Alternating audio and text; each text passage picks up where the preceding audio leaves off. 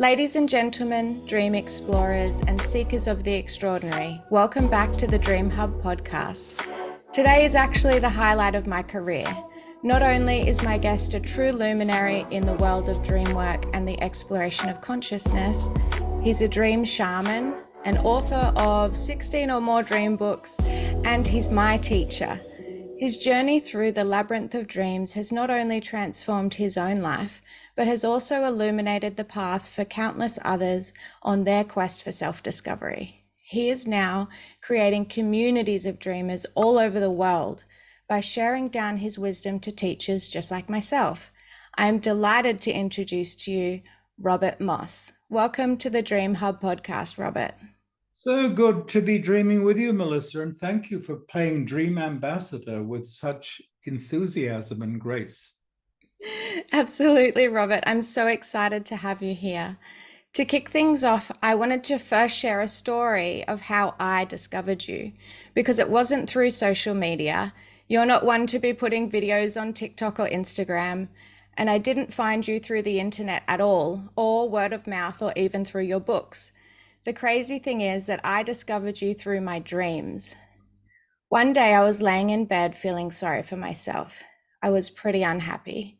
Thoughts were swirling around like, what should I do with my life?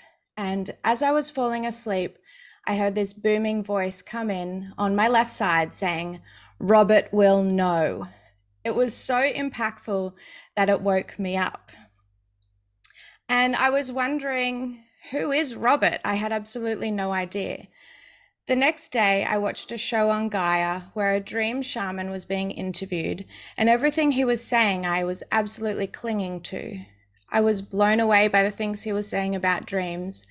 And when the show finished, I saw the name come up on the credits, Robert Moss, and my whole body was covered head to toe in goosebumps because I knew this voice was telling me about you. Now, I'm a kairomancer, so I took action from this special moment. I read your books and I joined your school of dream growing, and then I took the teacher's training. Now, by taking action from my dreams, I've been able to change my life for the better. And this is what you're all about too. You've even written a book on it called Dreaming True. So I'd love to hear about a time when you, Robert, when you've experienced a dream that's really changed your life. Well, I'm going to answer that question. Before I do, thank you for that story. Thank you for that dream introduction that apparently I made. I just need to tell you one that will go with it. May I do that first? Of I mean, I course. love hearing stories of how people came to me because of their dreams. And one of my favorites, along with yours now joins my list of favorites, came from a physician, a woman physician from Alaska, who arrived in my workshop in Oregon back then. And asked to explain what she was doing here, she said the following. She said, "I dreamed that my two dead grandmothers appeared in the same dream, one Athapascan Indian, one Euro-American. They said, you must find Robert Moss." She got the whole name. She didn't know it, but she got the name. And they said, because until you meet Robert, you won't know the bear. And until you know the bear, you'll just be a doctor and not yet a healer. So she looks online, Robert Moss. She finds I'm leading a workshop called Dancing with the Bear, Reclaiming the Arts of Dream Healing down the left coast of North America in Oregon. She buys herself a plane ticket. She comes, and we made a journey to meet the medicine bear, the great healing animal of North America. She met the bear. She kept in touch. She came to other workshops and trainings, and she told me that when people come to a doctor's office now in Alaska, they get her hands with the best of Western allopathic medicine, but around them they get the paws of the bear, the healing bear, the medicine bear. And she told me that once when a patient had to go into the operating room, the nurses, the patient, and the doctor were all singing together the bear song that I give people in my workshops. So that's pretty good, isn't it? Of course, I'm an Aussie. We don't have native bears in Australia. We've got koalas. They're very cute, but they're not bears. But you know what? It's in the European ancestry and it's all over the world. So there you are. So you want a dream that changed my life. Is that what you're asking for? Yeah. Well, here was a critical one in midlife when I had felt called to this work. And I was giving up a pretty successful career doing other things in order to become a dream teacher. There was no career track back then for this.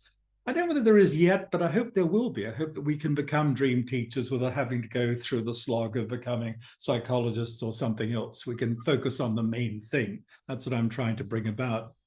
So I had studied the traditions of the Iroquois Indians, the native people of the Northeast, because of my dreams. I'd studied the Mohawk language, and I'd, got deep into it. I do my research. And the big dream was this. I'd asked for a dream to guide me on some routine issues, some problems, money problems, probably how to pay the rent, that kind of thing. And I dreamed that I'm in a clogged and jammed street where nothing is moving. And I wake from the dream feeling very frustrated. I thought I'd just been given a picture of my situation. It feels clogged, there's construction, nothing's moving. But I do something that I now tell people to do all the time. Go back inside the dream, see if you can dream it onward. So I'm now practicing a core technique of our approach, which is dream reentry. You go back into the dream, you see if you can go beyond, in this case, the log jam, the stuck place. So I'm back in the dream and it looks the same, except I'm sort of floating above the scene. So I have a bit of a witness perspective. And I suddenly see this beautiful man. He's beautiful. He's flying. And I'm looking and thinking, oh my God, he looks like an impossibly beautiful younger version of my own self. And he is flying. Oh, how could I forget? I'm dreaming. I can fly. I'm not stuck. So I start following him and he flies up, something like a storm drain going up. And suddenly I'm on a mountaintop and it's beautiful. It's green. It's natural. It's lovely. And I forget about him and I forget about the earlier preoccupations I had. There is a building. It's like a longhouse, like a native longhouse of the Iroquoian tradition. And I look in the door and there are people gathered for ceremony around a fire pit. And I'm hesitant because I don't want to interrupt their sacred ritual, if that's what it is. But the elders and the grandmothers beckon to me, come, come, we're waiting for you. Come and join us. And I sit with the native people and I understand their language. And they're drumming and they're singing and I sing with them. And then the fire gets gentle. And I go and I lie by the fire at the center of the circle. And the dream people come to me one by one, and they take red hot coals from the fire, and they place them over my ears, and they say in cadence language, we do this to open your ears so you will hear clearly. And they place them over my eyes, we do this to open your eyes so you will see clearly. They place one on my tongue, and they say, we do this to open your mouth, you will speak only truth. And they place one on my heart, and I feel the stab of pain as the fire reaches the heart and then streams from my heart to my voice, to my throat. And they say, we do this to open your heart and the passage from your heart to your throat, so that henceforth you will speak and act only from the heart. I did no analysis with this dream. I jumped out of bed. I got in my car. I drove to a wood, a park not far from my home. And I said, in the presence of the lake and the trees and the clouds and the red-tailed hawk that came knifing through the clouds, with my hand on my heart, I said, henceforth, I will speak and act only from the heart. I still fall down every day, but that a dream like that becomes your beacon fire on the darkest night, becomes your hearth fire when you need to recall what it's all about. So that, amongst all the thousands of dreams I've recorded, is probably the one that was the clincher, the turning point. The one that was the absolute confirmation, which you do not doubt, that gives you purpose. And as I say, the light on the darkest day and the hearth fire when you need warmth to sustain you. That's a beautiful dream. Thank you for sharing. I can certainly see how living from the heart would stop you from feeling so stuck in life and so congested. So that's really interesting there. And those sorts of dreams, like you said, you don't need to do interpretation for, because you know it and you felt it and it's real for you. And the shift comes from when you wake up and all of a sudden you're just different. Now, people are always talking about lucid dreaming and trying to use that for personal development. You don't actually teach about the typical lucid dreaming where people like to take control in a way of the dream, but instead you've created active dreaming, which is a method of shamanic lucid dreaming, a way of consciously living and bringing energy and guidance from the dream into everyday life. This is an even more soulful way of doing personal development, but some people are yet to grasp the concept of this. Would you please explain more about these styles? Well, first of all, I'm interested in lucid dreaming. I didn't like years ago the way the term was being used. You know, you're going to control your dreams, be master of your dreams, make everything up, tell yourself it's only a dream. Therefore, you can do anything you like, have sex with anybody, be master of the universe. I didn't like the rather jejune adolescent way it used to be discussed. The discussion has matured. So I'm less hesitant about using the phrase lucid dreaming than I used to be. I would say that if you want to be a lucid dreamer, the easiest way to do it is to start out lucid and stay that way. I mean, we hear about different ways of waking yourself up to the fact that you're lucid inside the dream. Okay, fine, if that's what you want to do. But why not practice, for example, spending more time in the twilight zone between sleep and awake, the middle of the night, hypnagogic area, watching the images that rise and fall? You can simply do that. It becomes a form of horizontal meditation. But you may find that you're given a landscape, an encounter, something you want to follow. So you're off and you're into a lucid dream adventure quite naturally, quite spontaneously, any night you like. In the core techniques of active dreaming, and I'll explain that a little bit more in a moment if you like, one of our main methods is what we call dream reentry. You have a dream, it can be a personal image of any kind, actually. It's got some juice for you. You'd like to explore it further. Maybe there's something fearful, something challenging you would like to confront and deal with and get out of the way. Maybe there's romance and adventure going on and you'd like more of it. Maybe you'd like more information from the dream so you can see whether what you saw is going to happen next Tuesday or not. Going back inside a dream that you have that has you, an image that is with you, is another way of embarking on conscious lucid dreaming. When we add the drumming, which we do typically in the workshops, it becomes shamanic lucid dreaming in the sense that we're making a journey with the drum, which has been a popular and effective way of shifting consciousness for thousands of years. And we're adding that fuel and that focus to the journey. I would say that being lucid in a dream is less important than being volitional. What do I mean? I mean, you want to recognize that you have the power to choose in whatever reality you're in, you know, greater or lesser. In physical reality, your power to choose might be somewhat inhibited by the fact that you can't walk through walls or jump off mountains or do other things that you can do in your dream body where things are more floaty and more malleable. But nonetheless, I want to encourage people to test the limits of the possible wherever they are, dreaming, sleeping, waking, in any state of consciousness or reality. Test your ability to choose. Don't tell yourself, I have no choice. That way you join the procession of the walking dead. So it's really, for me, just to play with words a bit further, about volitional dreaming, dreaming as an act of choosing, more than about lucid dreaming. Active dreaming is a phrase I made up as a provocation. You know, when people talk about dreams at all, and they're getting more open about dreams, thank goodness, finally in our culture. But when people talk about dreams, they often talk as if it's something that happened to you. I lay down, I went to sleep, I had a dream. Maybe the dream had you, but they say I had a dream in English. In French, they say j'ai fait un rêve. I made a dream, which is actually more interesting. In other languages, they say I saw a dream. I saw in a dream. But in good old English, we say I had a dream. Okay, it sounds so passive, doesn't it? Well, I have great respect for spontaneous sleep dreams, the ones we don't ask for and maybe do not want, because they show us all sorts of things we need to know. They hold up a magic mirror, our actions and attitudes. We can see ourselves with witness perspective. That can be humbling. It can be very funny. It can be embarrassing, but it's a good thing to be able to see.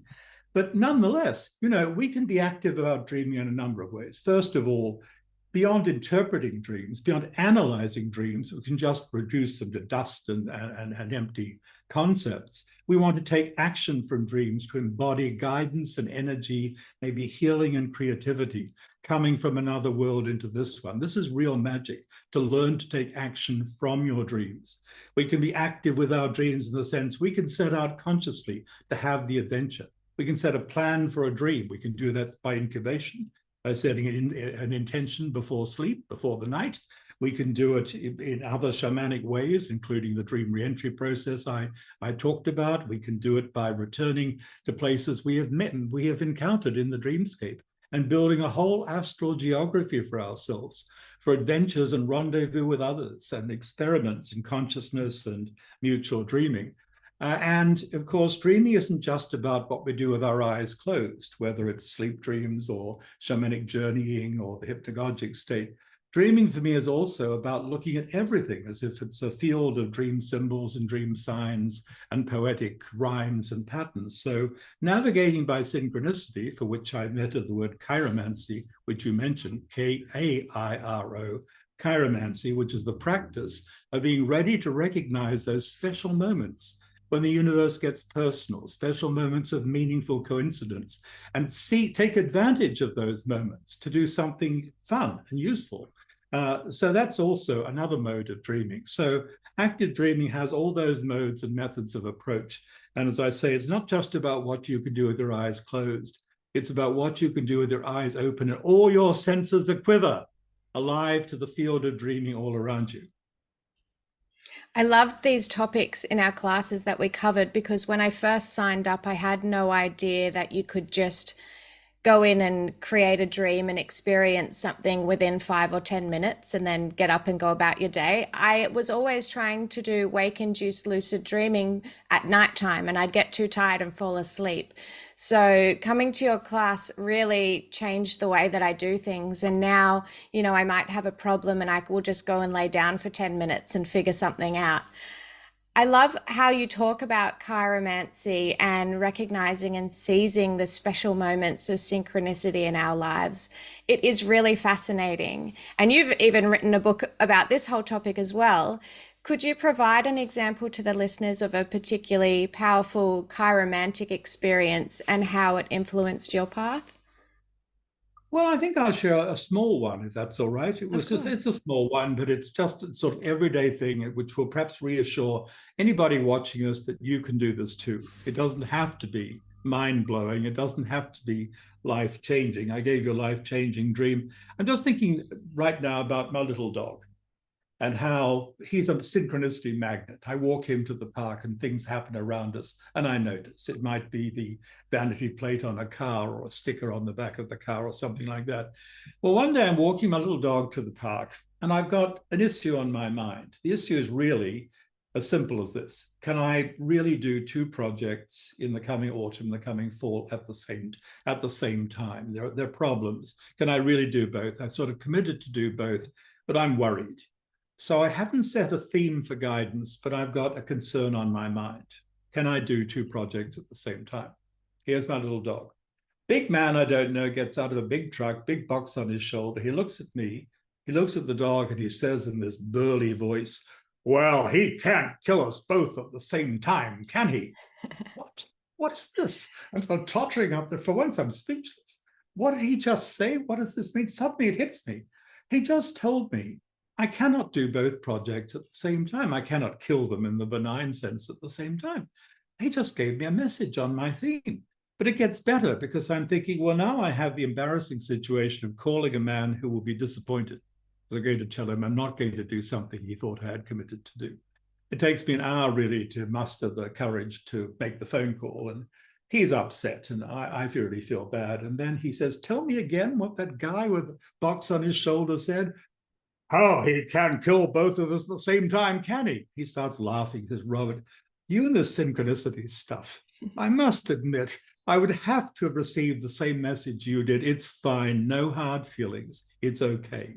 So in that one little moment of receiving a message from the stranger on the street, I received not only guidance on the issue, what I needed to do, but help in handling someone who was going to be disappointed when I passed on my decision. So it was a complete package. I mean, really remarkable and remarkably specific. I mean, I noticed this in my life. We do draw things according to how we are, what we think, what we feel. In that sense, the law of attraction is for real and always has been. We are magnetic. We do. When I heard you telling the story about, Robert speaking to you in the dream, I was thinking of something that George Russell, the Irish painter and poet, friend of Yeats, said. He said, "Your own will come to you. Your own will come to you. Across distance, across dimension, your own will come to you. They're looking for you. According to what? According to affinity," would be the old word, beautiful word. "According to who you are, what you're like, what you like, what passions drive you." And I notice that sometimes to me, synchronicity speaks in incredibly detailed and specific ways. Would you like a longer story, a mythic story about synchronicity Yeah, speaking in sure. in very specific ways. So I was traveling with my local airport with copies of Homer and the Argonautica, the story of the Golden Fleece, in my bag. Why? Because I dreamed the night before I'd written a modern version of a Greek epic, starting with an invocation of the Muses. So I think I better get back to the Greek epics. And I've got a woman sitting next to me on the plane, very feisty older lady, and she talks just like me. This kind of Anglo-Australian thing. I say to her, "You talk just like me." She says, "Of course, I'm Helen of Troy," she says. And I look at her with absolute scope. "You're Helen of Troy?" And I get the joke, because not only is she an Aussie, not only does she know the classics, but she's living in the city of Troy, New York, where I used to live. So the connection is already strong. I used to live there. And then I arrive at the city where I'm going to give a presentation and go and record something for Gaia, where you saw me. Maybe not the show that you watched, or maybe it was. I don't know. This might loop back Yeah. to your opening story. So I arrived, but the night before I go to Gaia, I've got an event at the Boulder bookstore. So I'm in Boulder, Colorado. And I'm greeted at the reception desk by a pretty young lady whose name is Athena. And I say, "Where's Odysseus?" She says, "Oh, he works for the shop. I'll page him." Paging Odysseus. And here comes this handsome young guy, muscular guy with long hair and beard. "You're Odysseus?" "Yes." "Oh, you made that up." "No, no. My parents were in Greece on the honeymoon. They called me Odysseus." I've got Helen of Troy, I've got Athena, I've got Odysseus. I arrive at the Gaia studios. And the lady who brings me my coffee is named Gaia. She's got a huge earth serpent tattooed on her arm. And I go into the studio and they say to me, "Robert, tell us what it's like to live consciously at the center of the multinational universe." And I start telling this story, Helen of Troy. Wait, let's get Icarus in here. Icarus is a producer. They're bringing this young guy named Icarus into the studio to join the conversation. So I try to be clever. I say, "Icarus, don't fly too close to the sun, Sonny." And Icarus stands to his full height and says very proudly, "Oh, they got the story wrong. They didn't tell my story correctly. I just threw away my wings because I didn't need them anymore." So here's a kid rewriting the myth of Icarus who flew too close to the sun in the studios. And I'm thinking, this is how I feel about synchronicity sometimes. The powers behind the curtain of our ordinary perception are sort of nudging each other and chuckling, saying, "Should we give him another? Has he got enough so far? Does he understand something else is going on?" Because this is one of the things associated with synchronicity, and why we are so dull if we don't pay attention. You feel a hidden hand. You feel a wink or a nod or a nudge from power, or something pushing you back sometimes behind the veil of our ordinary understanding. Synchronicity is a way of conscious dreaming, wide awake dreaming, which we can become much more alert to the secret logic of our lives and to the play of powers beyond the ordinary in our lives. Mm. Dreams are sort of us pushing into other realms, and then synchronicity is the other realms pushing through back to us. That And says it very well. yeah, I just know that unless you're open and receptive and aware and looking for these things, then it's very easy to just ignore them and not notice and not pay attention. Like you could have easily not spoken to the lady next to you, but it's just, I find that when I'm aware and looking around and having things on my mind and being open to the possibilities of it, they're everywhere. And if I'm just going about my day without paying attention, I don't notice any of it and it's all hidden. So I think that one of the tricks is just believing it and being open and being aware. And like your book, Sidewalk Oracles, when you go outside and just pose a question to the street. I like that one. And what's the first thing that you notice that comes to you? And it's very interesting. I did this with a dream about my dog. And as soon as I walked outside, I went for a walk. And then I looked down and there was dog footprints in the cement right next to me. After in my dream, a medium had come to me and told me that my deceased dog was always by my side. And I looked down and see that on the road. And if I wasn't looking for it or aware or having it on my mind, I would never have noticed those footprints there. But it's just there's little bits of magic everywhere if we're willing to see and willing to look for it. Well, thank you for that. That's very moving. And by the way, our relationship with our beloved animal friends who have passed on is a very important aspect of dreaming to which many people are open. People who have difficulty talking about other kinds of dreams or even talking about their relationship with departed humans tend Mm. to open up when you start talking about the dog or the cat. I had a beloved black dog who was killed on the road the night before Halloween many, many years ago. And I buried him with my hands on the edge of the human graveyard on the hill at the farm where we were living at the time. He was around for a year after his death, almost physically. I'd look in the rear vision mirror of the Jeep that he loved to ride in. I have to say, lie down, Kipling, we can't see. I realized after a year, okay, I better make sure he doesn't feel bound. So it's very much a one family dog. So I did a little ceremony for him. I burned some meat and watched the smoke change direction as the wind changed and blow up towards his graveside. Then for many years after, he was in my dreams again and again. And I realized it's no longer after a certain point, probably the individual spirit, but it's like a collective entity, like Anubis in the backyard. And I've noticed that other animals I have loved have turned up and shown me things too. And this is a talking point that you actually can raise with people, however rational or skeptical they might be in other ways, open up because the heart is touched. You know, the heart is touched. Mm. And it becomes so sometimes we discover that the pet, the animal that shared our lives, the dog, the horse, the cat, the rabbit even, it becomes the familiar face of the guide. Is it exactly the individual spirit anymore? That's open to discussion, but can certainly be the guide. So thank you for bringing us into that Mm. area. It's very important. Thanks. I'd love to delve into your own personal journey through this kind of a topic. I'm aware that as a young child, you had three experiences that people today would categorize as a near-death experience. Although one of those experiences wasn't just near death, you actually did die, and you were announced clinically dead, and your soul traveled. You went to the other side, and then shockingly, you came all the way back into your body, and your life on earth was saved. Now, this is huge. I want to hear about like what internal impact did this have on you? Well, it's an Aussie story, so I'll put it in context. It happened for 30 when I was 3. My mother had taken me out to West Australia, where her family was, and my mother's aunt was Violet Kincannon, who was famous as a coloratura soprano, friend of Nellie Melba, understudy of Nellie Melba, and somewhat surreptitiously a very gifted psychic medium, right? So let's start here, because I'm talking to an Aussie, and Yeah. I'm going to talk about my Australian boyhood. And Auntie Dick, as we called her, read the tea leaves for us, for me. She turned white when she read mine, went away, wouldn't talk about it till later because she saw my death. She didn't see anything else. So that's the prelude. So in Hobart, Tasmania, when my father was stationed as an army officer that winter, I was pronounced clinically dead from pneumonia. Then when I came back, the doctor said, probably with some embarrassment, "Oh, your boy died and he came back, didn't he?" Which is the phrase that I've used ever since. I wrote a memoir called The Boy Who Died and Came Back. And frankly, I can't tell you anything about what happened at that time. I just know it's very hard for me to operate a body. Afterwards, I was born a sturdy, potentially very outdoorsy Aussie guy. But after that, it was very hard for me.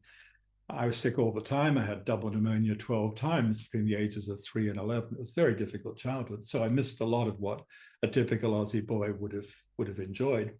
When I was 9, it happened again, and this time I remembered. I was under emergency surgery for an appendix that was about to blow up. The doctor said I would have died if it had been 30 minutes later.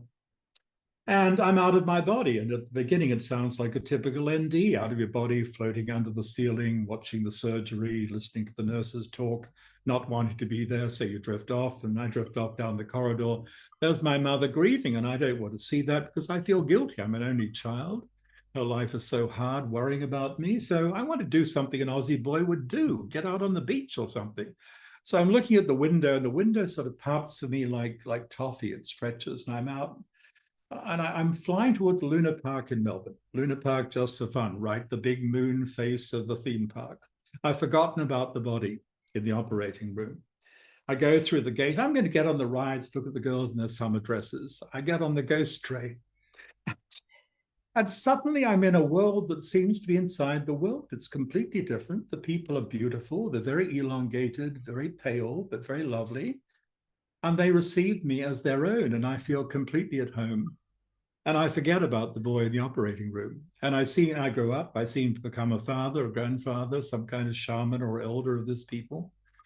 I share their food, I share their lives. I've lived maybe 90, 100 years. I don't know. Then that body is gone and I leave it and I expect to go to another star. But suddenly, bang, after 9 minutes of clock time, 90 years somewhere else, I'm back in the body on the bed.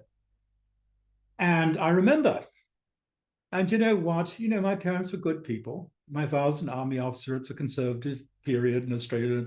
We don't talk about dreams or visions. Real men don't do that, right? Mm. It's very hard. You know, the doctor said, oh, poor kid, it's hallucinations, he's on medication. The first person, and I'm an army brat in American terms. I mean, we're going from one place to another. My fondest years in boyhood, by the way, were on the Gold Coast in Queensland. We lived for 3 years. But first person I met who could make sense of this and confirm it to me was an Aboriginal kid. And I wasn't supposed to hang out with them in those days because Australia was different. But he'd say, when I talk about this, very matter of fact, oh, yeah, we do that. You know, mate, we get sick. We go and live with the spirits, don't we? When we get well, sometimes we're the same, sometimes we're not.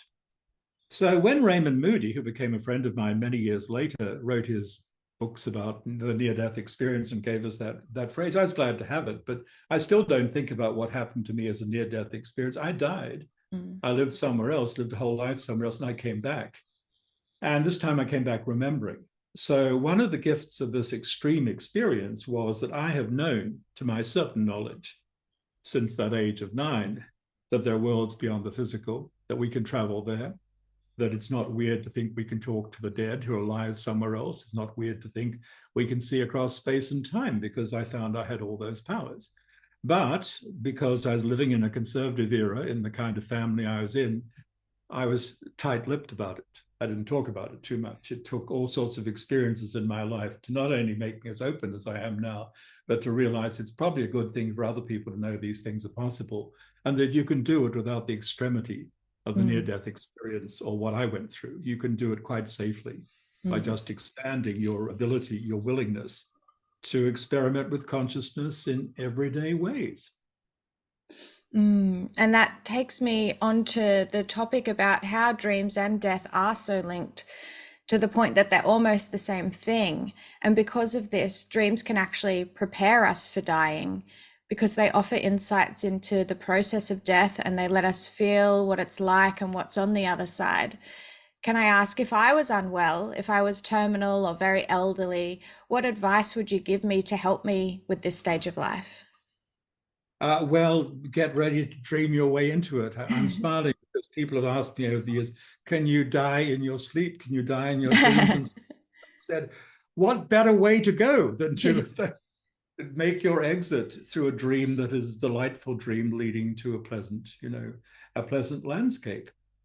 Dreaming is the key. In our dreams, whether we know it or not, whether we're even remembering them or not, we are already visiting places where we are likely to be when we've left our physical life. The Lakota of North America have a saying about that. They say that the path of the soul after death is the same as the path of the soul in dreams. The path of the soul after death is the same as the path of the soul in dreams. We might add, except you're not coming back to the body you left in the bed or the armchair when you went dreaming. I think that is literally true. I think that dreaming is the best practice for dying. We get familiar with landscapes beyond the ones that we know. We get to know people who are alive somewhere else. We find guides and teachers. So I would say that, whenever you're approaching death, and by the way, who is not approaching death? My dear, you're dying right now, I and so am I. know. You're watching this. I mean, so is everybody. It's never too late or too early to think about these things. The best way to think about them, the best way to prepare for them is to dream and record your dreams and look at what your dreams are showing you and pay attention to location, location, location. Diane Fortune, the famous leader of the mystery school in Britain, said in a book called Through the Gates of Death that the places you'll find in the afterlife will be familiar because you've been there in your dreams. She's not the only one who says that. I'll say it myself. You're likely to find when you leave this body that you're not in completely alien territory. You'll be with people and in places that you already visited whether or not you held the memory and whether or not you prepared for it. So this is the very best way to prepare. Of course, the other way that you've got to do, and the Tibetans are very clear about this, but we don't have to be Tibetans to do this. Try to live and die with as few regrets as possible. I mean, try to clean up your act in terms of asking yourself, what if I died today would I most regret, having done or not done, in my relations with other people, in the failures or the triumphs of my life? What do I regret where I could not find the courage I needed to take a risk? What do I regret where I hurt someone else? What do I regret that someone else hurt me? And see if you can move beyond those regrets. See if there are actions you can take to move beyond regrets. I mean, that's a key part of it too. I mean, because we're all going to go through some kind of a life review. As we get older, some of us find ourselves doing it almost every night. It can be a bit tedious if it's 4 o'clock and you're yet again going over some mistake that you might have made. But that's probably also good preparation, because one of the things that happens when we leave this life, I think, unless we're bodhisattvas, and really not many of us are actually bodhisattvas in this world right now, unless you're a bodhisattva who's dealt with everything already and stayed on in this world or come to this world in a salvific savior's role. There are things that you've done, you've made mistakes, etc. We're going to go through some form of a life review. And part of that process is, Yeats, the poet, was very clear about this. He said that one of the things that goes on in the transitional phase beyond life is that people dream back. He meant they dream back into the life that they've left, including contact with the survivors who they left behind, to try and understand the story that they were living before they died. We need to make sense of our story. Why? Because the choices and opportunities that will wait for us in the phases of transition beyond death will be partly dependent upon our assessment, our own assessment, our own judgment of what we did right and did wrong in the life that we've left behind.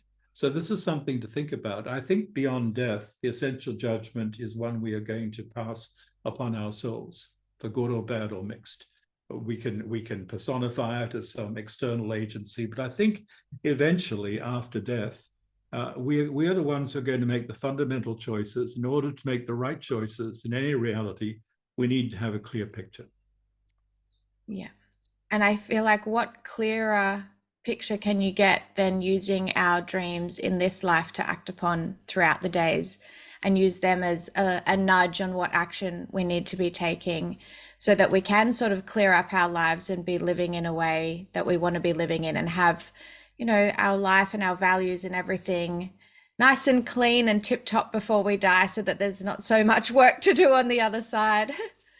That's very well put, Melissa. I mean, dreams are fun, dreams are adventures, dreams are warnings or glimpses of the future. Dreams are many things, but in addition to all those other things, dreams are also the voice of conscience, which is why I worry profoundly about people who manage to shut out their dreams in their inner life. We see too many of them in power in our world. Usually men, who are just shutting out any sort of voice of inner conscience or valuation, because dreams will remind us about what matters. I remember Jung writing the case of a businessman who was about to embark on some venture. Then he dreamed the night before he signed the contract that he dipped his hands deep into a bucket of you-know-what. And his hands are covered in crap. And he decides, okay, this is a judgment on the decision I'm about to make. I won't do it. So that's a fairly vivid example of how a dream can be both a voice of conscience and a corrective. I think the dreams of the night are often a corrective to the delusions of the day, contrary to the way that many people look at these things. Definitely. And there are so many different things that dreams involve, and different reasons that we have them, and different things that they cover. And one of them I do find extremely interesting, and this is the topic of dreaming the soul back home. And it's all to do with healing, sort of in linear time, our past selves, or our child selves. And there's this bit here that I'll just read out. It says, as dreamers, we can move outside time. As a time traveler, you can journey to a younger self in her now time. As a voice in her mind, you can provide the encouragement and counsel that she may need at a time of unbearable pain or challenge. You can be the friend and protector that she lacked when her need was great. From this can flow tremendous healing for both of you, for you in your present time and for her in her own time. And Robert, I'd love to hear about a time when you've experienced something like this yourself, or any insights that you'd like to share about dreaming the soul back home. That's a very good passage you read, Melissa. I commend your choice of text. Thanks. Brilliant. Well, I'll give you a very, very simple story. As you heard, I was a lonely, sickly child. When we were living in Melbourne, my mother would take me to Myers department store, to the cafe in Myers department store, to have tea and crumpets from time to time. And I would start asking for crumpets with salt and pepper instead of jam. And I'll tell you why. This is the prelude. One of my invisible companions, invisible to everybody except me, who helped get me through, is a big man with a lot of white hair and a pink face. He'd come and sit on my bedside and say, Robert, I know you're lonely. Buck up.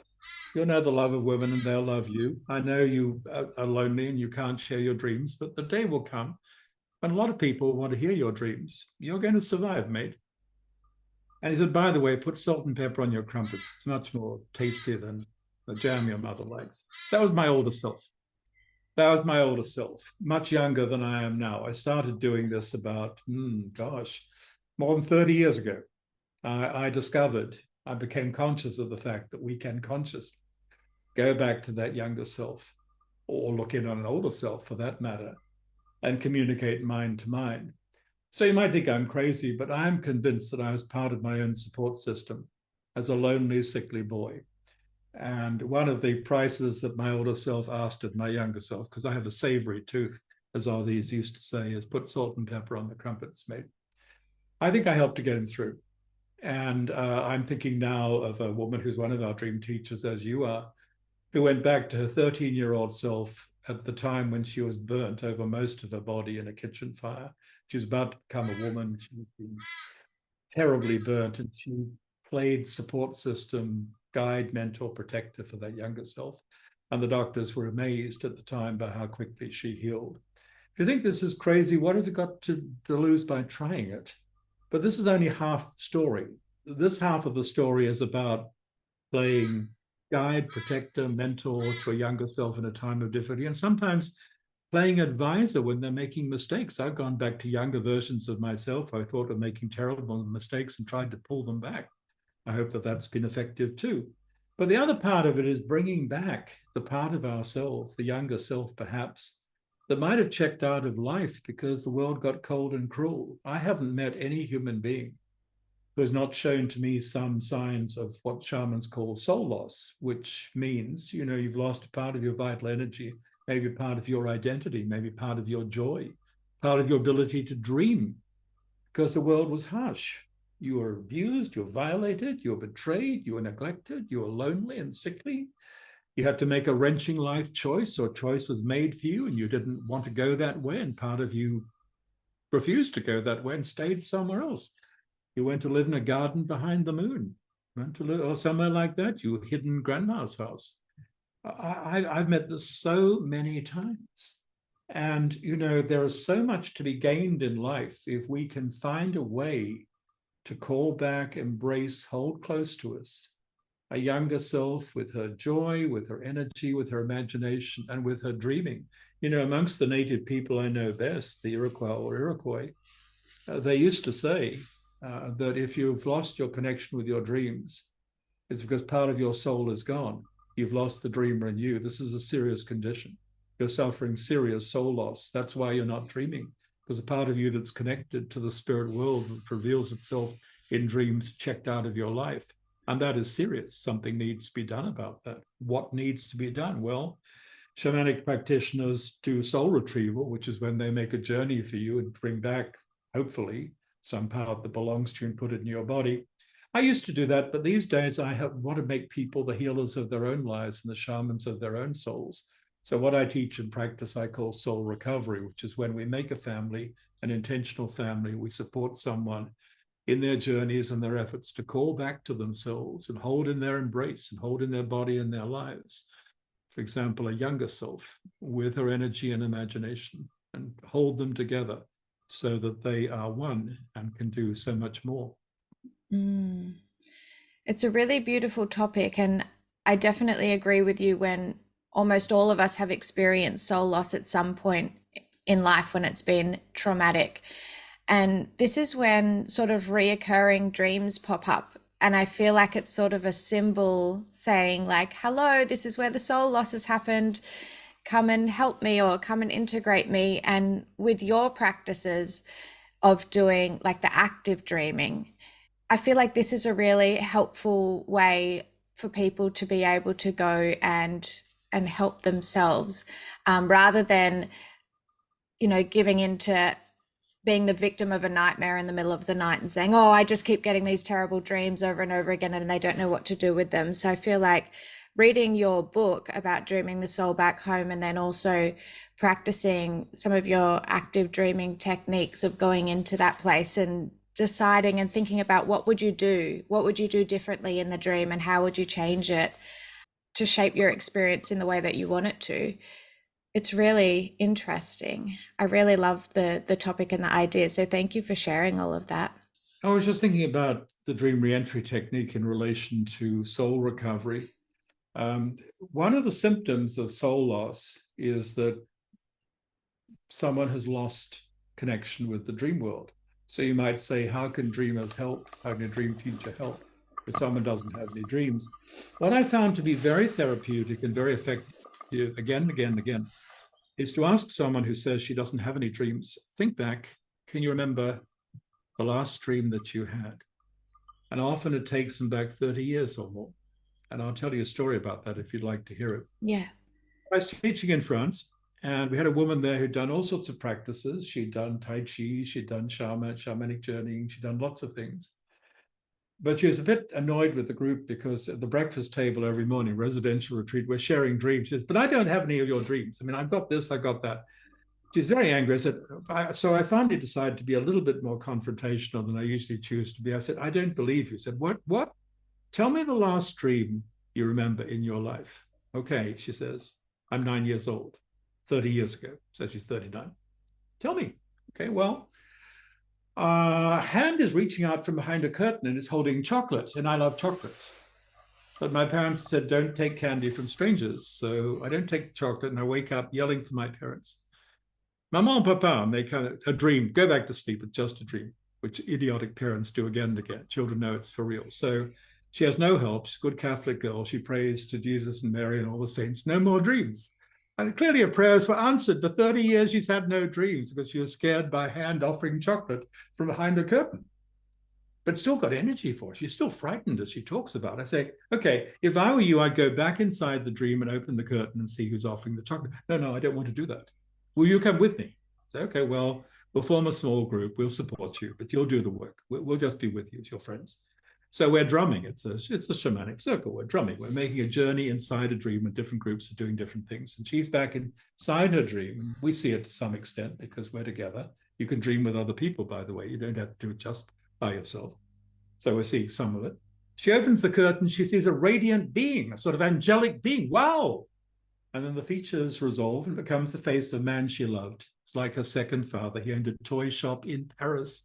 He let her play there after hours. Nothing funny going on. It was just a genuine love affair, her second father. Oh, it was you. It was you. Why didn't you show yourself? Oh, sweetie, oh, chérie, you forgot I was killed in that motor accident and my face was mutilated. And I couldn't show myself. I would have terrified you, but I wanted to do something sweet for you. Oh, tears, tears. So something's going on here. And at the next morning at the breakfast table, she's ticked off again because she's the first at the table and she has dreams to tell, and we're not there as early as she is. When we sit down at the table, it's 8 dreams, one after another. Boom, boom, boom, boom. Train grand vitesse, high-speed train. And we feel something like fireflies or dragonflies buzzing around us in the air. Her dreams have come back. Part of her soul has come back because she went back inside a dream, removed a fear, and opened the dream again. There's more to it, but that's enough for now. So I've seen this kind of magic work. And, it's magic that actually she worked for herself. She was supported, she was sponsored, she was held by her intentional family. But essentially, she did the healing, she did the shaman work for herself, which is what I always love to see. Mm. I love to see the energy that returns to people once they rediscover their dreams. My husband did the same thing where he shut out his dreams for over 10 years. And he got really tired of hearing me every morning. Oh, this is where I went last night. This is what I did last night, telling all my stories. And he'd sip his coffee and roll his eyes, like, why do you talk about these things like it's actually real? I'd get a bit emotional telling some stories of where I'd been. He'd just start getting more frustrated and bored hearing it all. Like, he pretended to be interested. He was a little bit, but it just was too much for him. And he was obviously feeling a bit left out. And then, yeah, I got him to be my guinea pig and we got his dreams back. And then just the difference in him from when he had this dream drought to now when he does have his dreams and he's the one running downstairs like, oh, kids be quiet, I need your mum, we're going to do dream therapy, like come on listen to this. And his dreams will be huge and they're long and there's like so much going on. And the thing I just love seeing like the zest and the energy that's within him. And I've been seeing and witnessing the same things with friends and family members and people that have been coming to me. As their dreams are growing, their energy for life is growing. And it's just, yeah, people think, oh, or some people say dreams don't mean anything, dreams are nothing, and they blow it off. But I don't know how you can blow it off unless you actually give it a go and experience it for yourself and then see the difference and feel the difference in yourself every day. It's just absolutely amazing. I love the image of your husband running down the stairs, eager to share the latest stream. That's Yeah, terrific. it's been great. And now, yeah, now he's a dream ambassador himself, going around telling everyone all about it. It's great. Yeah, I think a lot of people are hungry for this, but they don't necessarily know what they're hungry for. And one of the things we've done in our dream school, as you know, is we've given people a way to talk about these things that is fun, it's quick, and it leads to action. We have lacked a sort of social protocol. We've lacked a way of making this rewarding socially. So you want to tell the story because you know that the person you're telling it to will respect your space, will hold the dream with you, will encourage you to tell it really well, because that's one of the gifts that comes out of this, as you know. We become better storytellers and we can choose which stories are worth holding on to. And then, of course, it always leads to action. It always leads to action. It doesn't end with some dry analysis. We want people to do something with this, to raise life energy, to create from it. That's right. The action part is probably my favorite part. And I used to do this without even knowing that it was a thing. I used to have a dream and just do something with it in my waking life. And I love how you encourage everybody to do that. Even if the action is just dream re-entry and going back in and getting more information, but otherwise it could be doing something in our waking lives, like researching the topic that was in our dream or dressing in the color that we saw or whatever So we feel. Yeah, I absolutely love it. It does make everyday life a bit more magical. yeah. I've made meals because of something I was eating in a dream. I've worn colors because the color in a dream. I might just walk with a dream and just let the world around me illuminate the dream. I'm just holding the dream in my mind. And I dreamed a dream of being in London during the Blitz, being a Royal Air Force pilot in London during the Blitz, a recurring theme in my life. And my great love in this scene was a nurse, British nurse. And I'm thinking about the dream as I walk down the street. And there is a car with a license plate RN for registered nurse I've never seen before, right outside my house. There's a moment when the world is sort of giving a nod, saying, "Yes, Robert. Yes, yes. Did you get that? This might be for real." And I love doing research. We dream in different styles because I'm a very bookish fellow who reads a lot and loves research. I'll often get phrases or clues that require detailed research into different languages, different cultures, this kind of thing. I love doing that. I love dream directed research. Mm, mm. I'm the same. I dreamt of a hotel that I'd never seen before, and it was very specific. I could see the image in my mind. Hotel Oliver, and it was in England, and I knew that, and I was there. But I'd never been to England. I'd never seen this hotel before. So when I woke up, I Googled it, and sure enough, the picture came up, and the hotel was exactly the way that I saw it in my dream. So yeah, I'm like you. I like to research it and then blow my mind when I see that things match up. But speaking of action from dreams, that's actually how I have you on this podcast right now, because I always wanted to interview you, of course, but I just thought, oh, I'm not ready. I'm not ready. And then I had a dream, and asking you to be on the podcast is the action I took from the dream that I had. I often would dream about trying to get onto a plane, but I was always in the airport and I'd never actually get on the plane to take off to go anywhere. And something would always get in the way, something weird would come and block me from going across. And then recently I had a dream where I not only did I get on the plane, I flew to the other side of the world. I got off the plane and I hopped into a cab with yourself and Lana Sackwild, who is also another dream teacher. And we were off, the three of us were off to go and run this huge event on the other side of the world. And I thought, I'm ready. I'm going to message Robert Moss and we're going to start working together. On another plane. Well, that's very synchronistic for me because I'm considering actually doing a book about my adventures in air travel.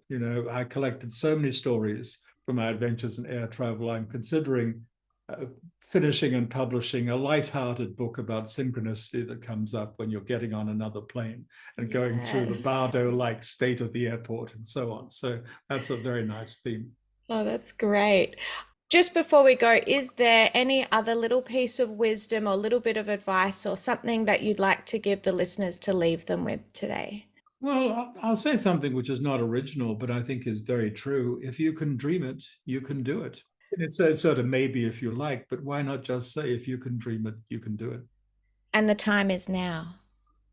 And the time is now. Absolutely. Time is always now. Except, as a friend of mine says, except when the time is go. So get on. Time is always now, except when the time is go. Ladies and gentlemen, dream explorers and seekers of the extraordinary, thank you for joining us on this incredible journey through the realms of dreams and consciousness with the legendary Robert Moss. It's been an absolute honor to have you here, Robert, and to all our listeners, remember, dreams hold the keys to a world beyond imagination, so keep exploring and keep dreaming. And until next time, this is Melissa signing off from the Dream Hub podcast.